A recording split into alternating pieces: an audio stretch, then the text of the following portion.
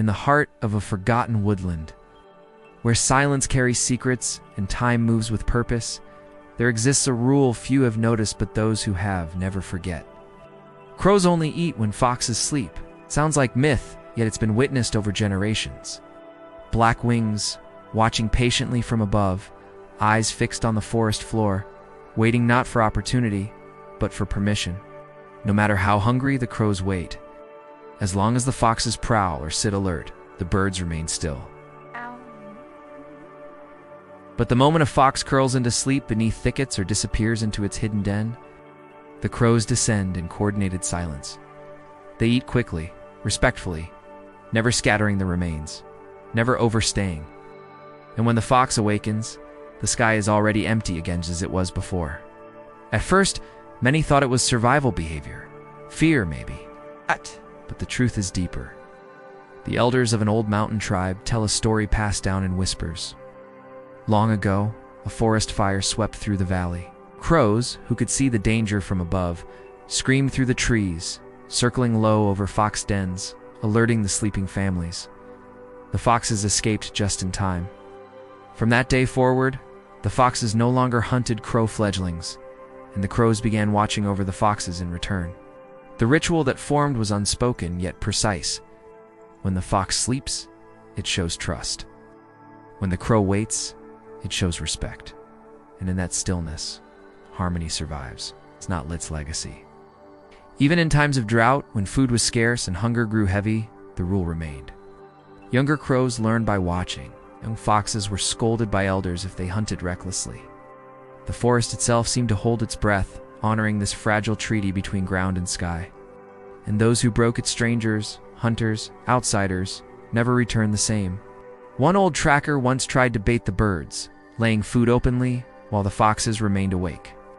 But not a single crow touched the offering. They circled once, cried out, and vanished. The tracker returned to his camp to find it turned over, his food scattered, his compass missing, and a fox watching him from the shadows, silent and still. This is not a tale of dominance. It is a testament to what balance means in the wild. Where every action carries memory and every pause has a purpose. The forest listens, it remembers.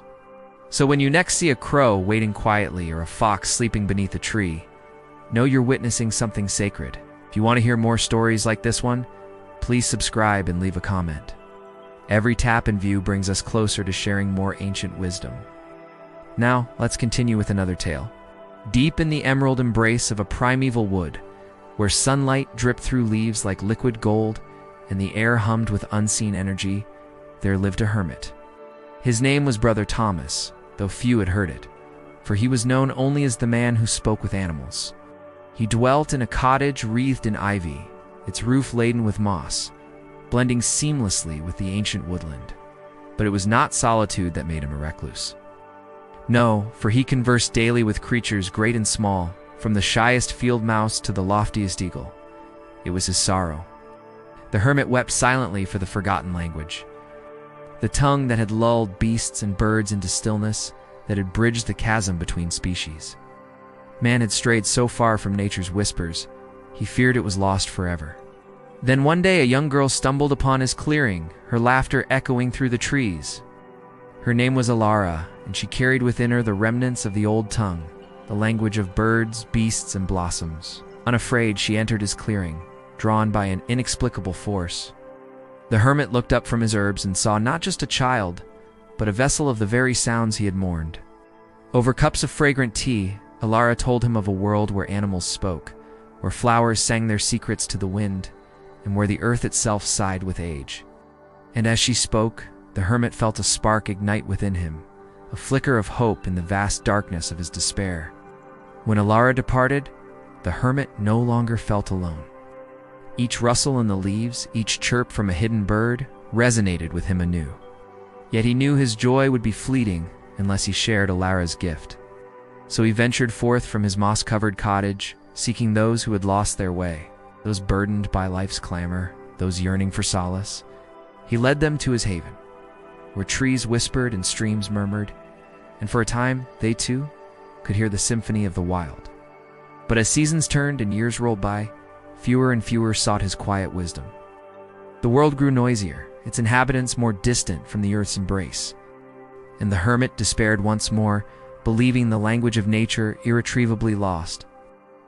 Then one crisp autumn morning, a young woman named Luna stumbled upon his clearing. She, too, carried echoes of the old tongue, though she knew not why she'd come. The hermit, sensing her innate understanding, shared the remnants of the language with her, hoping it would resonate within her soul. When he spoke of rustling leaves, Luna's eyes shone with understanding. When he mimicked a bird song, she joined in with a perfect harmony. And as days turned into weeks, a profound shift occurred within Luna. She began to heal the sick, mend broken spirits, and guide lost souls back to the comforting rhythm of the earth. It was then the hermit realized he hadn't merely found a vessel for the old tongue. He discovered a new voice, a successor who would ensure the language of nature never truly faded. For in Luna's hands, the whispers of the woods became a song, a melody that echoed with power and grace, touching the hearts of all who heard it. With renewed purpose, the hermit continued sharing his wisdom, weaving tales of ancient lore and guiding seekers on their own journeys of discovery. Though his body grew frail with age, his spirit soared with each new soul he touched. Knowing that the language he'd so feared was lost was now entrusted to one who would ensure it thrived. As the sun dipped below the horizon, casting long shadows through the trees, the hermit and Luna sat side by side in the clearing. The gentle murmur of the forest all around them, the hermit knew his time was nearing its end, yet he felt no fear. He'd done all he could, spoken all he had to say. The rest was in Luna's capable hands. With a serene smile gracing his lips, he closed his eyes, surrendering to the embrace of the eternal woods. His spirit, like a feather, drifted skyward, joining the chorus of birdsong that filled the ancient canopy. And as he ascended, he heard the soft whisper of the wind through the leaves, carrying the ancient tongue alive and vibrant, ensuring that the hermit's legacy would endure. For in Luna's heart, the language of nature found its champion, and in the whispering woods, its eternal home. Thank you for listening to the tale of the hermit and the language of nature. If you enjoyed this mystical journey, please show your support.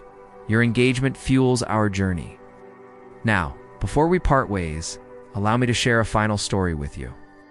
It's a narrative that delves into the profound bond between a young girl and a wise old owl. Deep within the emerald embrace of Whisperwood stood an ancient oak, its branches gnarled and wise, its leaves rustling secrets to the wind. Perched upon its highest bough was Athena, an owl with eyes like molten gold and feathers the color of twilight. For centuries she'd watched over the wood, her wisdom as boundless as the star-studded sky. One day, a young girl named Willow wandered into the wood.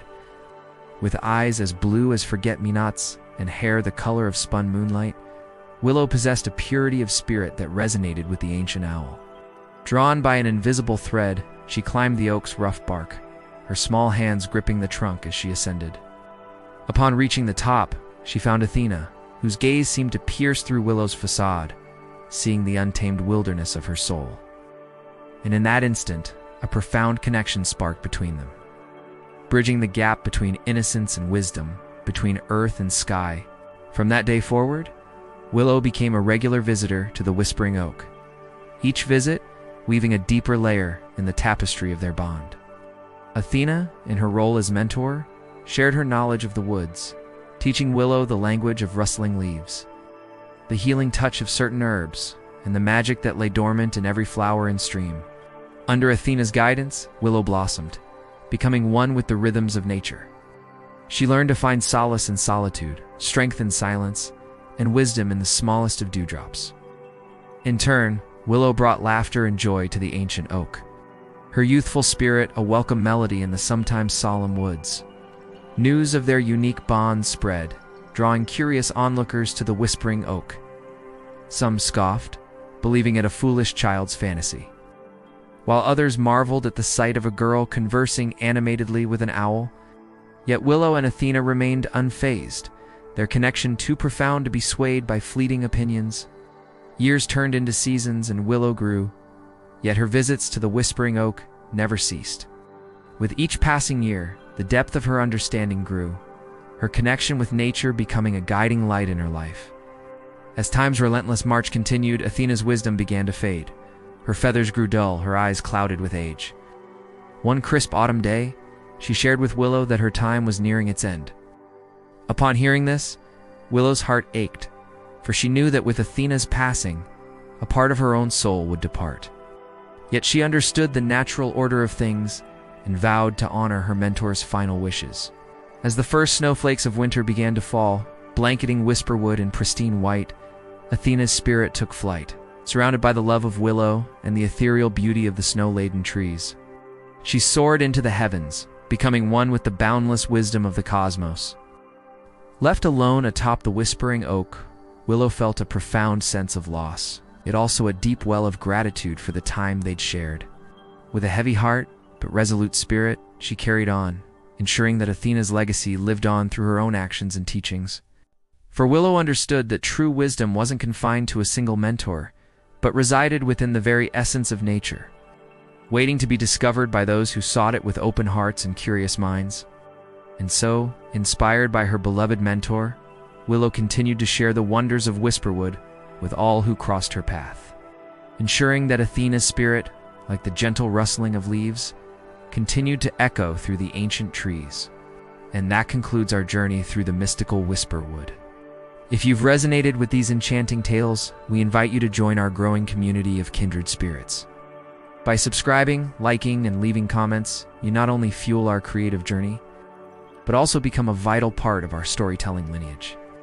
Together, let's keep these magical narratives alive, ensuring that their enchantment resonates for generations to come. Until we meet again in our next adventure, may your path be filled with wonder and your heart with the magic of storytelling.